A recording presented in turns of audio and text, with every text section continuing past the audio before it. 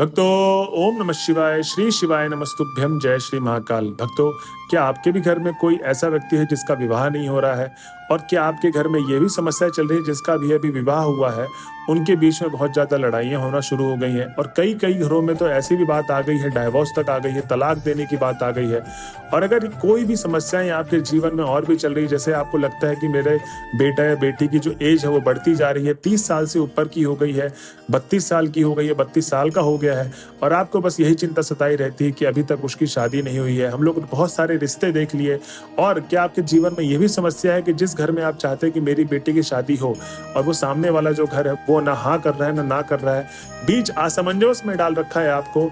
तो भक्तों, जो भी समस्याएं आपको विवाह से रिलेटेड जीवन में चल रही हैं, जैसी भी समस्याएं चल रही हैं, आज की इस वीडियो में आपको सारी समस्याओं का समाधान मिलने वाला है। जी हाँ भक्तों, गुरुदेव जी की आज के इस वीडियो में जो बताए गए उपाय अगर आप कर लेते हैं तो आपके जीवन में शादी से रिलेटेड, विवाह से रिलेटेड जैसी भी समस्याएं चल रही हैं वो सारी की सारी जड़ से समाप्त हो जाएंगी और आपके जीवन में हमेशा खुशी ही खुशी होगी। जी हाँ भक्तों, तो चलिए चलते हैं उपाय की तरफ और जानते हैं गुरुदेव जी ने ऐसा क्या बताया जिससे आपके विवाह से रिलेटेड जो भी समस्याएं वो सब खत्म हो जाएगी। उससे पहले जिस किसी ने अभी तक हमारे चैनल को सब्सक्राइब नहीं किया है तो चैनल को कर ले सब्सक्राइब और बेल नोटिफिकेशन को ऑन करना ना भूलें, जिससे गुरुदेव जी की आने वाली अपकमिंग वीडियोस आपको मिलती रहे। तो भक्तों, सबसे पहले उपाय में गुरुदेव जी बताते हैं, इस उपाय में आपको करना क्या है कि आपको किसी भी सोमवार के अष्टमी वाले दिन, किसी भी सोमवार के अष्टमी वाले दिन आपको शमी पत्र के पेड़ के पास ये उपाय करना है। अभी उपाय में है क्या क्या, वो सामग्री लिख लीजिए। सबसे पहले तो आपको सबसे पहले तो चाहिए हल्दी। जी हाँ भक्तों, थोड़ी सी हल्दी ले लें आप, आधी कटोरी के आसपास,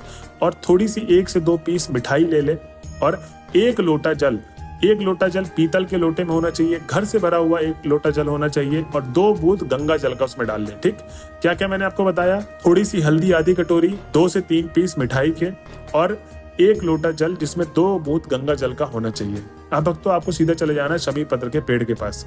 अब भक्तों, बहुत सारे लोग ये भी बोलेंगे कि गुरुदेव हम शमी पत्र के पेड़ को कहाँ से ढूंढेंगे? तो चिंता मत करिए, अगर आपके आसपास शमी पत्र का पेड़ नहीं है तो आप सीधा चले जाइए महादेव के मंदिर में। अब जब आप महादेव के मंदिर में पहुंच जाएंगे तो वहाँ जो पंडित जी होते हैं, गुरुदेव होते हैं, वहां पर आप उनसे पूछिए कि शमी पत्र का पेड़ कहाँ है। महादेव के मंदिर के आसपास आपको शमी पत्र का पेड़ जरूर ही मिल जाएगा। अब आपको चले जाना है सोमवार के अष्टमी वाले दिन। इस उपाय को करना कब है? ब्रह्म मुहूर्त से लेकर सुबह 8 बजे के बीच में आप इस उपाय को कभी भी कर सकते हैं। ठीक, इस चीज का आपको ध्यान देना है, उपाय का जो समय है। ठीक, अब आपको करना क्या है? सबसे पहले तो जो लड़का या लड़की जिसका विवाह नहीं हो रहा है और जिनका विवाह हो गया है, उनके बीच में बहुत ज्यादा कलेश चल रहा है, लड़ाइयां चल रही हैं, उसी व्यक्ति को ये उपाय करना है। उसके अलावा कोई दूसरा व्यक्ति इस उपाय को नहीं कर सकता।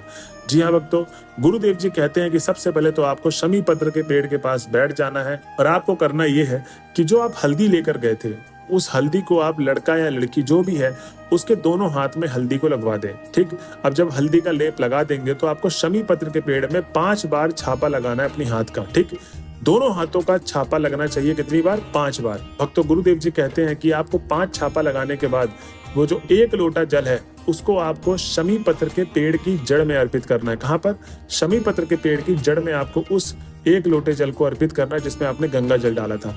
अब भक्तों, जब आप देखेंगे कि शमी पत्र के पेड़ के आसपास की जो मिट्टी होगी जड़ की, वो गीली हो जाएगी, तो उसको करना यह है कि थोड़ा सा मिट्टी को उठा के जिस लड़की या लड़के का विवाह नहीं हो रहा है या जिनके जीवन में बहुत ज्यादा कलेश मचा हुआ विवाह होने के बाद, उनके माथे में आपको शमी पत्र के पेड़ की मिट्टी का तिलक लगाना है। जी हाँ भक्तों, अब आपको तिलक लगाने के बाद करना यह है कि जो भी आपके जीवन में समस्या चल रही विवाह से रिलेटेड, जैसी भी समस्या चल रही है, आपको महादेव का स्मरण करते करते आपको वो सारी की सारी समस्याएं बोल देनी है। उसके बाद जो आपकी मनोकामना है वो बोलकर, जो मैंने आपको बताया था 2 पीस मिठाई के लेके जाने हैं, वो मिठाई उस लड़का या लड़की को खिला दें। ध्यान रहे कि ये मिठाई ये नहीं कि आप घर पे जाके खाएंगे, आपको शमी पत्र के पेड़ के पास बैठे ही बैठे खाना है। ठीक, तब जाके आपका ये पहला उपाय पूरा होगा। तो भक्तों, ये था पहला उपाय जिसमें गुरुदेव जी कहते हैं कि जो भी भक्त मेरे बताए गए उपाय को इस तरीके से करता है, उसकी जो भी मनोकामना है विवाह से रिलेटेड वो अवश्य पूर्ण होती है। तो भक्तों, इस उपाय को आप जरूर करिएगा। अब चलते हैं हम अपने अगले उपाय की तरफ, जो बहुत ही सुंदर सा उपाय है, क्योंकि जो पहला उपाय था उसमें वही व्यक्ति करेगा जिसका विवाह नहीं हो रहा है और जिसके जीवन में कलेश मचा हुआ, शादी होने के बाद लड़ाइयां होती रहती हैं। ये उपाय पहला वाला वही व्यक्ति करेगा। ठीक, लेकिन इसमें बहुत सारे लोगों ने ये भी प्रश्न पूछा और बहुत सारी माताओं ने भी पूछा कि गुरुदेव हमें कृपया करके ऐसा उपाय बताइए, क्योंकि जो हमारा बच्चा है या लड़का या लड़की कोई भी है वो बाहर रहता है, हमारे साथ रहता ही नहीं है, बाहर जॉब करता है, पढ़ाई करता है, तब इस सिचुएशन में हम क्या करें?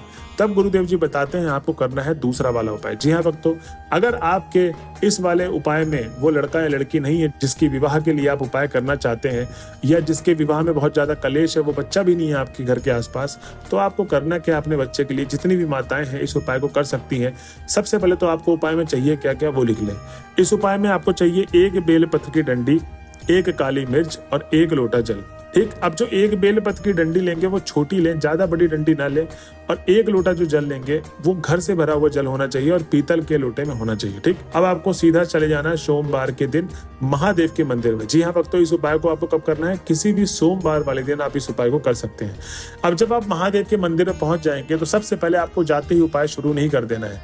आपको सबसे पहले 7 से 10 मिनट भगवान भोले बाबा की, देवादिदेव महादेव की हमारे आराधना करनी है। जब आप आराधना कर लेंगे उसके बाद आपको उपाय शुरू करना है, क्योंकि भक्तों गुरुदेव जी कहते हैं कि ज्यादातर भक्त गलती यही करते हैं जिनकी मनोकामना पूर्ण नहीं होती है, वो जाते ही उपाय को शुरू कर देते हैं। तो यही सबसे बड़ी उनकी गलती होती है, क्योंकि वो किस मन से गए हैं, क्या उनके दिमाग में चल रहा है, कुछ नहीं पता, जाते ही उपाय को शुरू कर देते हैं। शांत या अशांत मन, कुछ भी, आपको बस उपाय करने से मतलब होता है। ये गलती आपको नहीं करना है। भक्तों गुरुदेव जी कहते हैं जो भी भक्त मंदिर में जाता है और 7 से 10 मिनट भगवान भोले बाबा की आराधना करता है तो उसका जो मन है एकदम शांत हो जाता है, और सच्चे मन से मांगी हुई जो मनोकामना होती है भोले बाबा तक जरूर पहुंचती है। तो बस आपको यही करना है, 7 से 10 मिनट आराधना। जब आप आराधना कर लेंगे तो आपको उत्तर दिशा की तरफ मुख करके बैठ जाना है। जी हाँ भक्तों, शिवलिंग के पास आप बैठ जाइए उत्तर दिशा की तरफ मुख करके। अब आपके सामने शिवलिंग दिख रही होगी। ठीक, अब शिवलिंग जो आपको दिख रहा है, जो शिवलिंग का जो सामने वाला भाग आपको दिख रहा है, उसके जस्ट पीछे वाले भाग में, मतलब अपोजिट वाले भाग में, आपको शिवलिंग के वो जो 1 बेलपत्र की डंडी थी और 1 काली मिर्च थी वो आपको पीछे वाले भाग में रख देना है। ठीक, सामने नहीं रखना है, पीछे रखना है। और जो 1 लोटा जल लेकर गए थे, अब आप खड़े हो जाएं और उत्तर दिशा की तरफ ही मुखी करके खड़े हो जाएं। अब भक्तों आपने देखा होगा गुरुदेव जी बताते हैं कि जो 1 लोटा जल आप अर्पित करते हैं शिवलिंग पर, उसके तरीके होते हैं। कई लोग बूंद बूंद करके 1 लोटा जल अर्पित करते हैं, कई लोग पूरी की पूरी धारा बना देते हैं, एकदम से पलट देते हैं लोटे को। लेकिन गुरुदेव जी बोलते हैं कि ये जो 2 तरीका है वो गलत है। आपको करना यह है कि जैसे आपने झरने को देखा है गिरते हुए, पानी एकदम निरंतर एक ही तरह से गिर रहा होता है, आपको ऐसे ही 1 लोटा जल जो अर्पित करना है वो एक ही तरीके से गिरता रहे, ना बूंद बूंद ना तेज तेज।